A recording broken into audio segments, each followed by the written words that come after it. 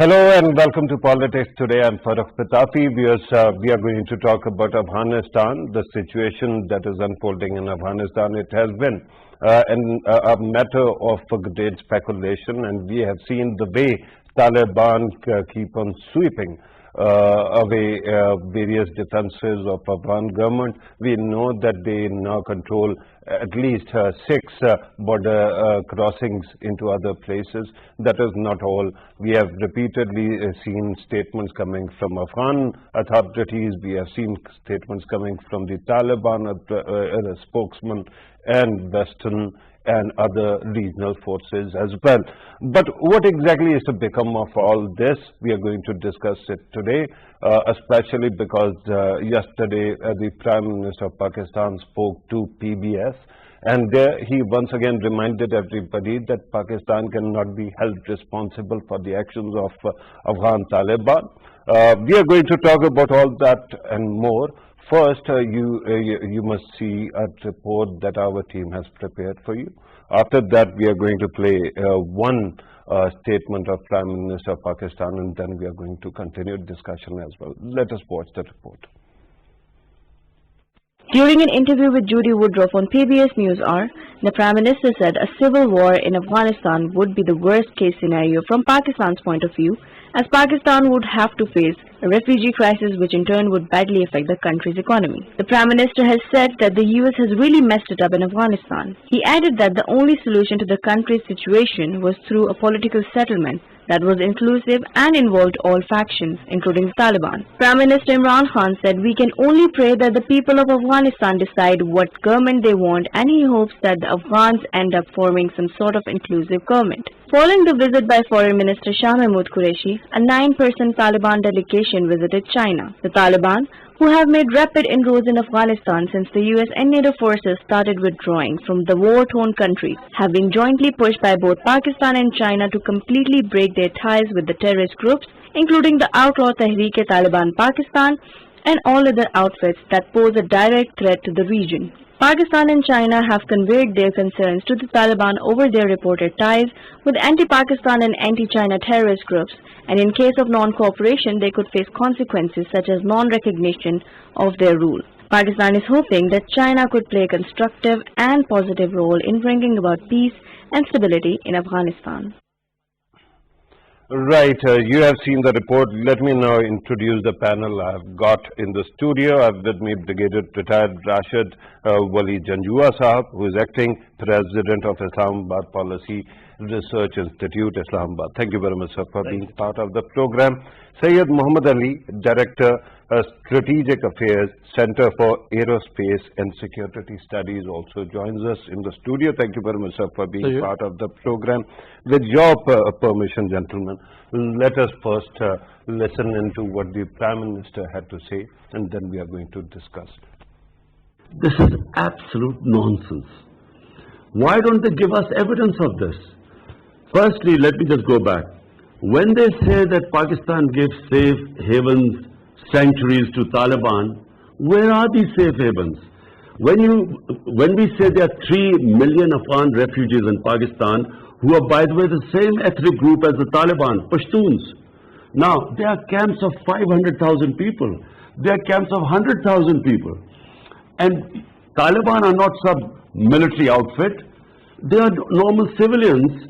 And if there are some civilians in these camps, how is Pakistan supposed to hunt these people down? How can you call them sanctuaries? Right. Let me start with Brigadier Saab. Brigadier Saab, you have listened to what Prime Minister had to say, and you must be going through all the reports and analyses that are going on. First of all, we have been saying that usually anarchy doesn't have any pattern, but it seems that we can predict that things go south in Afghanistan. Everybody started blaming Pakistan for it. Your take on how things are shaping up in Afghanistan, sir? Right, thank you very much. Regardless of whether it is anarchy or it's a stability, I think the fallout on Pakistan is going to be there. Okay. So we are that lucky. Yeah, we are conjoined twins, and the circumstances we need to be aware of. It's a tale of two realms. One is the realm of conspiracy and second is the realm of win-win formulation. All right. The first one, we know, conspiracy theories, we personally do not subscribe to that, but they are being bandied about. Sometime back, we know Lawrence Wilkerson's, stance, who was Colin Powell's, COS. He laid out 3 objectives for United States and Afghanistan. One was to keep a watch over Pakistan. Second was to stoke unrest in the Uyghur region, Chinese. Right. And the third one was to deny Afghanistan as a bridge Right. of stability. Now, if that's the bigger picture, then is somebody trying to keep Afghanistan on the simmer? Okay. And, Okay. by By design. by design, Okay. and not ensuring that there is a sustained peace and stability. Yeah.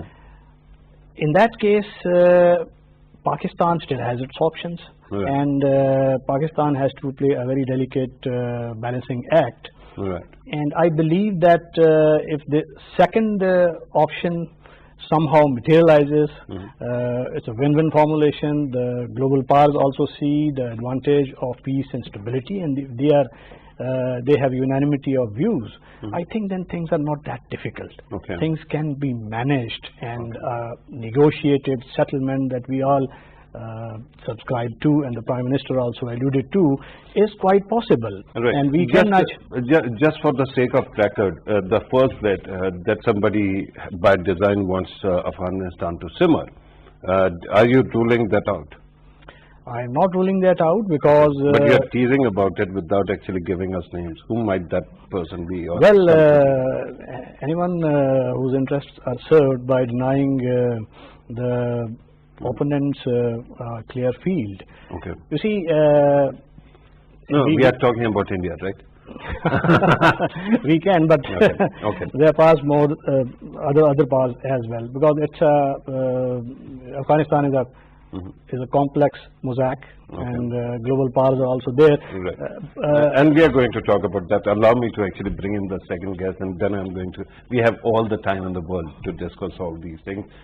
Sayyid Muhammad Ali Saab, your take on what is happening in Afghanistan, and whether it is going to take us or the region towards some kind of win-win solution, or it is just going to add more fuel to the crises that we have seen over time. I think Brigadier Jinjua gave a very interesting framework to start off the discussion. Let me add value to it by just introducing another perspective.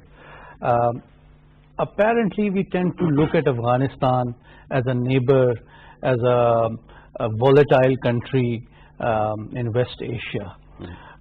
But allow me to introduce another perspective, which is the international world order transformation.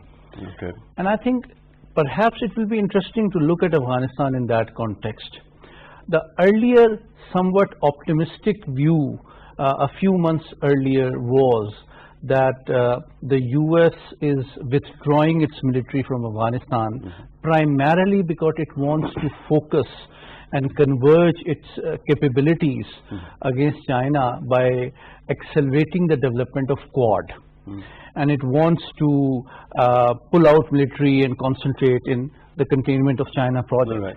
But perhaps, taking cue from what Brigadier Saab said, the instability of Afghanistan perhaps augments that interest of the status quo world powers. Okay. For two reasons. Number one, when you talk about the acceleration of Quad, it makes sense in terms of a conventional strategic rearmament and alliance building against China. Right. But the growing instability in Afghanistan also will delay and disrupt the development of CPEC or BRI. Which could be another indirect strategy of status quo power. I respect that we are wading deep into this territory, but I have to bring you back, and I have to bring you back to Afghanistan. while world powers might want Afghanistan to keep on simmering, or there might be need for some kind of civil war, the question is who's convincing Afghans to actually keep on killing themselves and keep on fighting?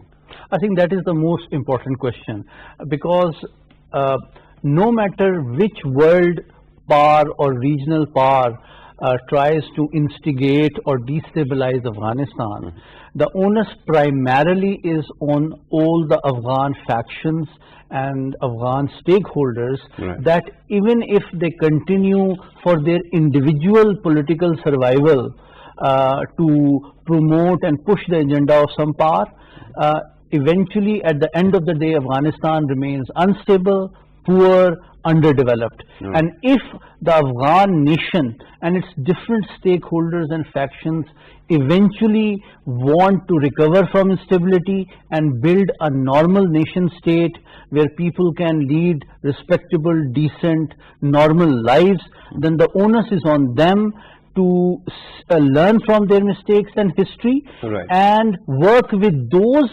countries which expect them to stabilize and develop their nation, rather than to work on behalf of the spoilers. Right.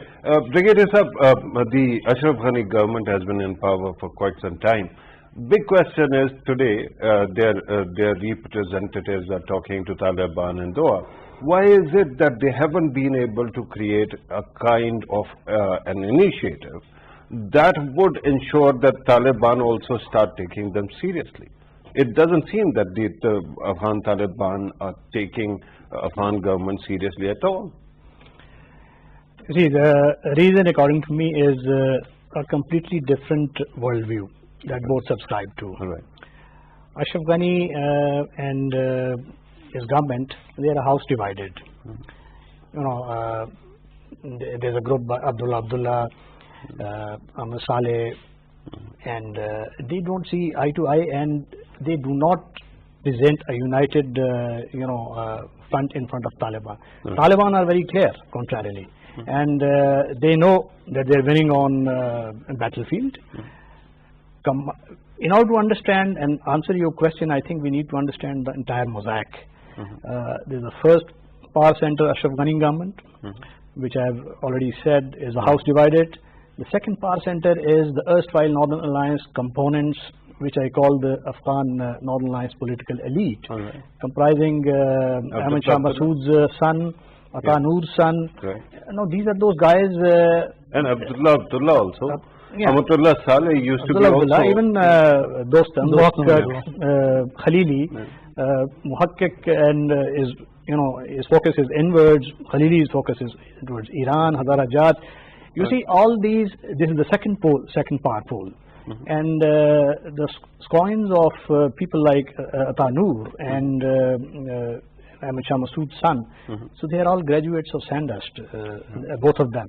So they have their own interests and linkages with the West, and there are forces that are trying to, support them. So vis-a-vis them is a force which comprises field commanders of Afghanistan, and there is a upper leadership. The field commanders couldn't care less what the world thinks of about whether they recognize, whether they get delisted or not. They are battle-hardened, and they get along with the battle rhythm. The higher leadership, Abatullah and Ghani Baradar, and those who are at Doha, they do wield a lot of clout, and they have a finger on the pulse of the field commanders also. And sorry, they don't. Sorry to cut you here, but if you are saying that both sides are this divided, right? That would actually tell us that past 2 years of exercise of peace building or negotiation was an exercise in futility. Then, I mean, if you are talking to a group, but it is an isolated group, and there are others who are not going to listen to you in your name, then what is the point of talking? What we need to understand is that it's a battle of stakes. Afghanistan. Stakes or mistakes? Stakes. Okay. Battle of stakes, because Afghanistan has been,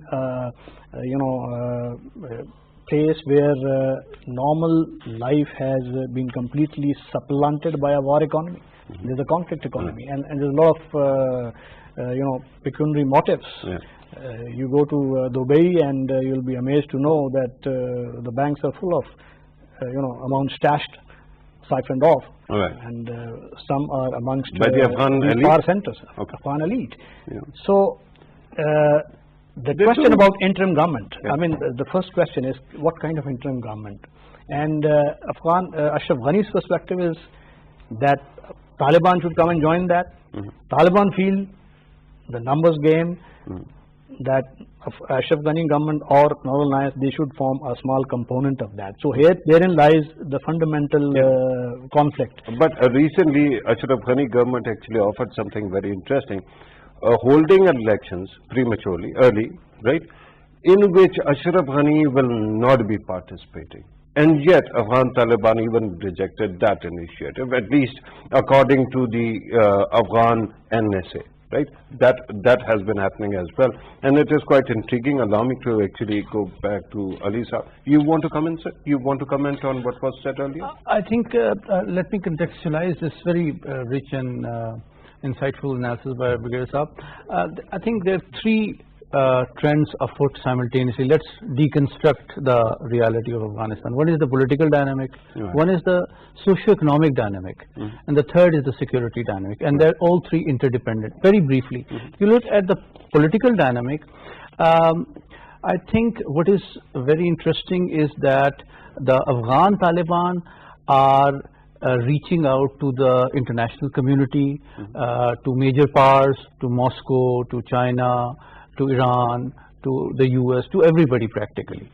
So that engagement itself represents a gradual process of legitimizing their international status, Yeah. which makes Kabul administration quite insecure. But when it comes to the socio-economic dynamic, which is I think the most critical and often not looked at, when you look at the pro-Western Afghan elite leaving Kabul, what does that mean? It's not just the interpreters, it's also the elite businessmen which are insecure. Right. And like Brigadier Saab earlier rightly pointed out, and you also mentioned in your introduction, strategically what Afghan Taliban have done is something very astute. They have taken over, they have taken control of the most important border crossings with not just the Central Asian countries but also with Iran as well. So what does that mean? Those businessmen who have a stake in trade with Central Asia and Iran, they are going to lose money. And the money is going to be diverted towards the trading is going to be controlled by Afghan Taliban. So that will also tantamount to gradually economic strangulation of the Northern Alliance and also the Kabul administration. And that That would happen if you are living in a two-dimensional world. There is a third dimension. Air power is still there. Yes, Countries can always fly planes. That brings me to the third, the security aspect. I think three things are very important. Number one, you see that not only at the tactical level, you see the advancement of Afghan Taliban in terms of capturing the ground, but you also see the recent two reports, one by the United Nations warning about the rise of Al-Qaeda and Daesh. That is also a matter of concern. And also the revival of US airstrikes against Afghan Taliban. Right. That could be a huge spanner right now, because that is like adding fuel to the fire in the current milieu of Afghanistan, because that that practically tantamounts to throwing the Doha Accord out of the window. Because if the peace between US and Afghan Taliban is no more there, then that means all bets are off. Right. But it is all bets are off, not from one side only. Yes. I mean, it cuts both ways. And also the US can return. And the most important question is what Mr. Blinken said in New Delhi.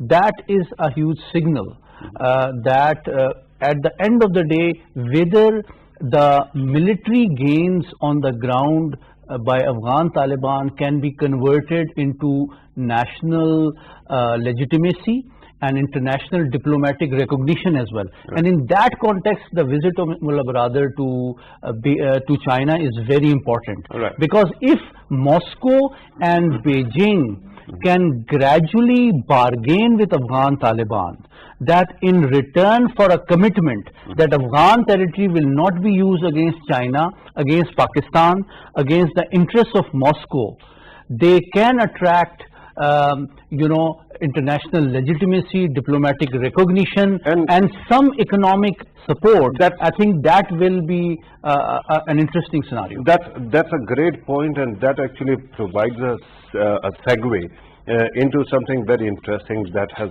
recently happened. We have seen statements, at least reports, Brigadier Saab, actually emanating from China, that China is very keen on communicating to the Afghan Taliban that they have to ensure that Turkestan movement doesn't find any roots there, or if it is there, they should be smoked out. Similarly, we have heard that Central Asian countries, the moment the border crossings were taken over, they all had a huddle, and they were worried that entire Russia and entire Central Asia brigades or organizations there will also find some kind of route. Pakistan also talks about TTP. And surprise, surprise, despite being blamed for everything happening in Afghanistan, the Afghan Taliban have not disavowed TTP. Why would that be? All right, they'll never do so till the time they don't have complete sway. Okay. So my worst enemy cannot be disavowed by the organization we are blamed to support. Not as yet, while the situation is in flux. Probably there are two scenarios. One is that Taliban are waiting to have a complete sway, capture Kabul. In Afghanistan or Afghanistan and Pakistan? In Afghanistan. Okay. And after that, they need to,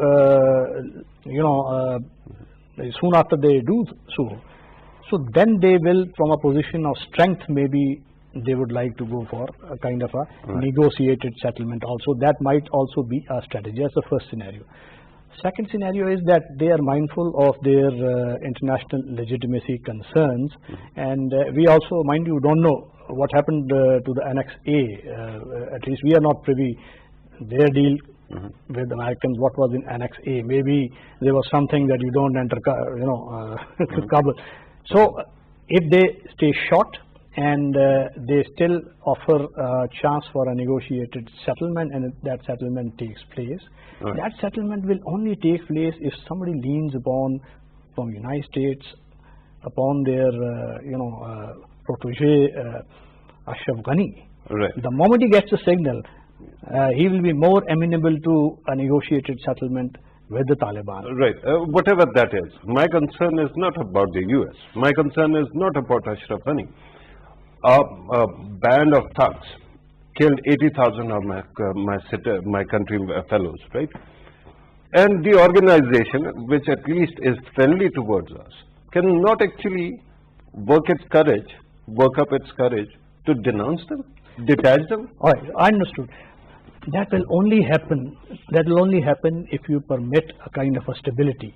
A stable, protagonist in Afghanistan will ensure that those pockets of instability or the refractory or truculent elements would be brought around. There are two kinds of dynamics in power. One, when you are trying to gain power. The other one, when you have power. And remember Hamid Karzai, his language used to be very cordial towards Pakistan. Ashraf Ghani, Abdullah. Once they came to power, they changed their tune. That's absolutely. It might happen with Afghan Taliban. Why are we waiting that they actually come to power and then allow our worst enemy that is to breathe there? You can't blame them till the time they do not have a complete authority, and then give them a chance. We look at the mosaic. We are clear. I have to look at Pakistani mosaic as well. I want to actually, Ali Saab also wants to come in, then I'm going to come back to you. I think this is a very important and interesting question. I think I see a lot of truth when you piece together three trends.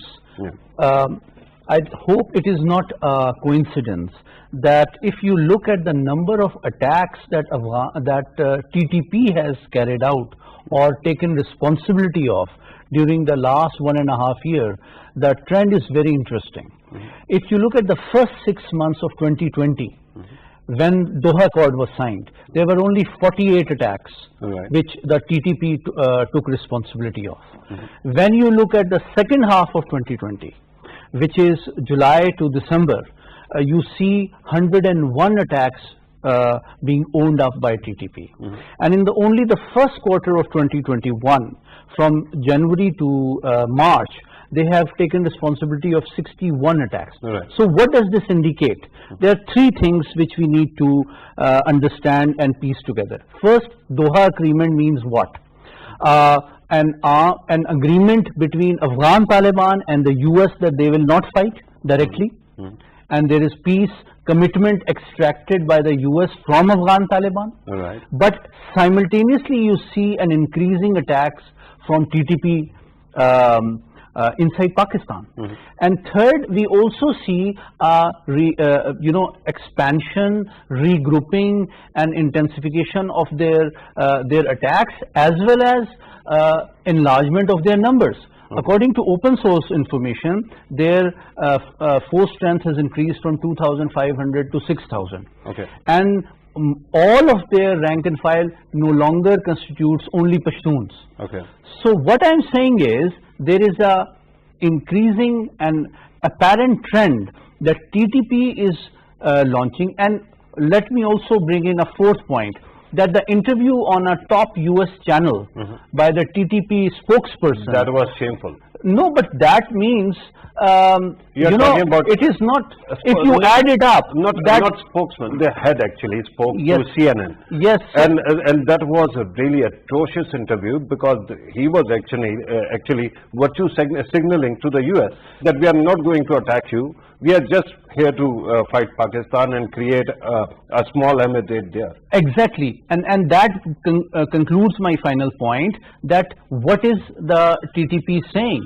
It is defining, it is identifying Pakistan military as its target, and the building of some sort of their version of state. I understand that. My concern is, for 20 years, especially since TTP actually emerged, I've been told that TTP has nothing to do with Afghan Taliban. The Afghan Taliban are the good people, at least they are fighting for the freedom of their country, and TTP is somehow a front or a shell for the Indian intelligence agency. I'm ready to buy that. But why is it that the good guys are not ready to actually disavow the bad ones? This was the concern. Allow me to actually play another clip of Prime Minister of Pakistan. Then we are going to come back to the studio. We have another sort of the Prime Minister. Let us listen in. When there were 150,000 NATO troops in Afghanistan, that was the time to go for a political solution. Well, once they had reduced the troops to barely 10,000, and then when they gave an exit date, the Taliban thought they had won. And so therefore it was very difficult for now to get them to compromise. It's very difficult to force them into a political solution. But the Pakistani government decided to join the US's war on terror. This country was devastated by that. 70,000 Pakistanis died in that war, which we had nothing to do with. We had over $150 billion lost to the economy. What we do not want to be is part of any conflict. Now, if there's a conflict going on in Afghanistan and there are bases in Pakistan, we then become targets.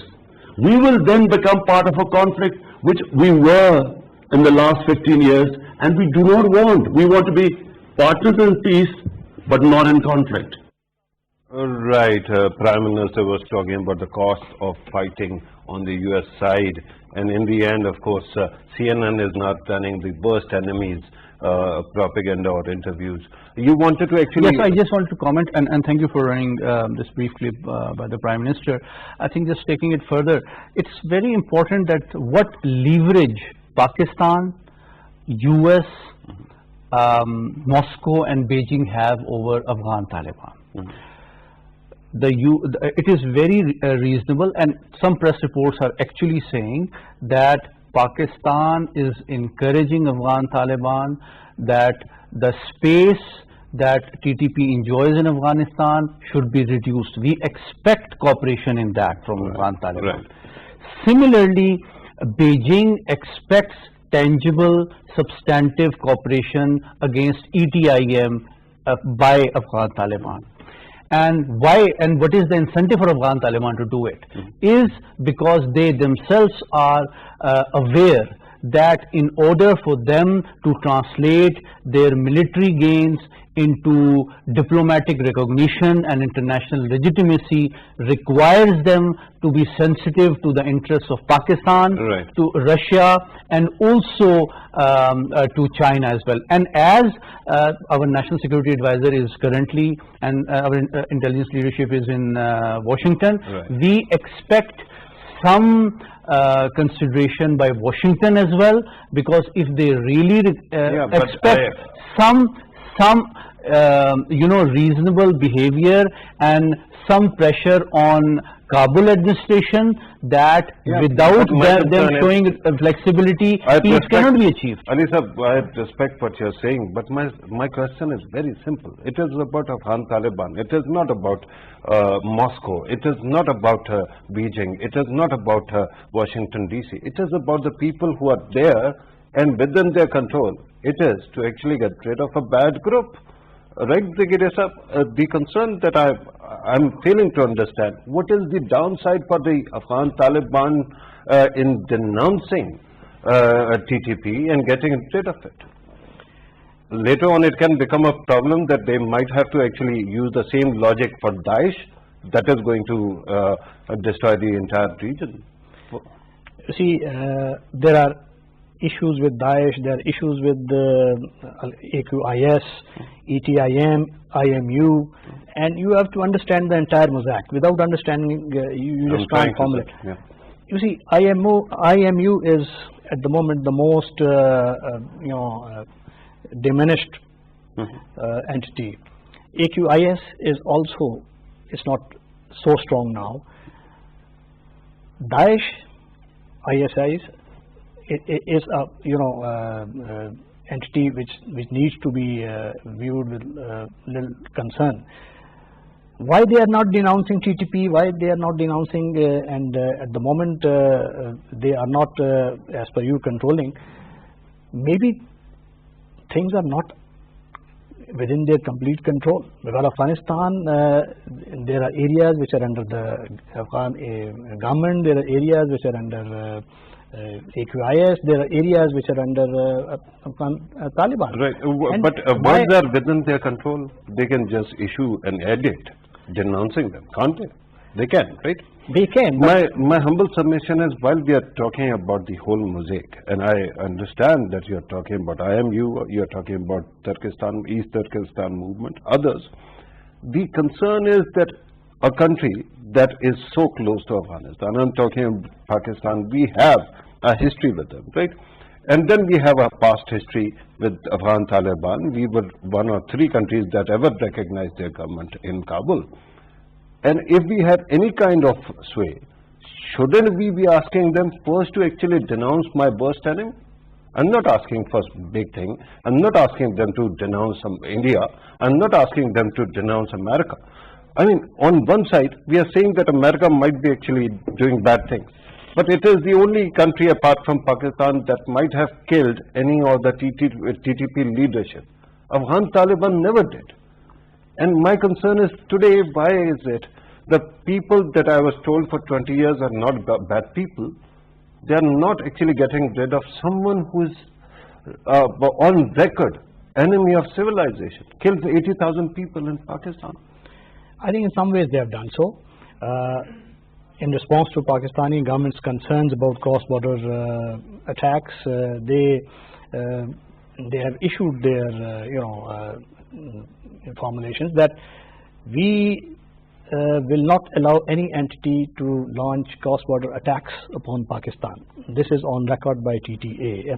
This gives us the hope that once they have the complete control, then is the time when they have the legitimacy. At the moment, they don't have even legitimacy. That is the time to hold them to account and to ask them to clearly denounce and control their territory, and for which I think they are ready also. Is there a Because they are- possibility that tomorrow, if they come to power, they don't actually take care of that matter at all? There is a possibility, and for that possibility, Is it a cost worth risking? you see, we cannot micromanage things in Afghanistan. That we should be very clear. Afghanistan should be left to Afghans to decide what to do, and if they decide to fight and not to negotiate, then we have we can nudge them up to a certain stage, and beyond that we need to have our own protective measures. We should take care of our own areas. We should take care of our own ungoverned spaces, our own crossing places. Right. There is a reason why I'm this sentimental. I don't know. It must have. I hope it is not, but it might have happened to you as well. I lost my childhood friend, some relatives to terrorism. I mean, terrorists kept on attacking. TTP did. They proudly took responsibility of their murder. So I'm not ready to, forgive that kind of enemies of civilization, and somehow they're hiding in plain sight and actually drawing legitimacy from Taliban's narratives. That becomes a problem for me. Ali Sahab? I completely agree with you for three reasons. Number one, I think in order to counter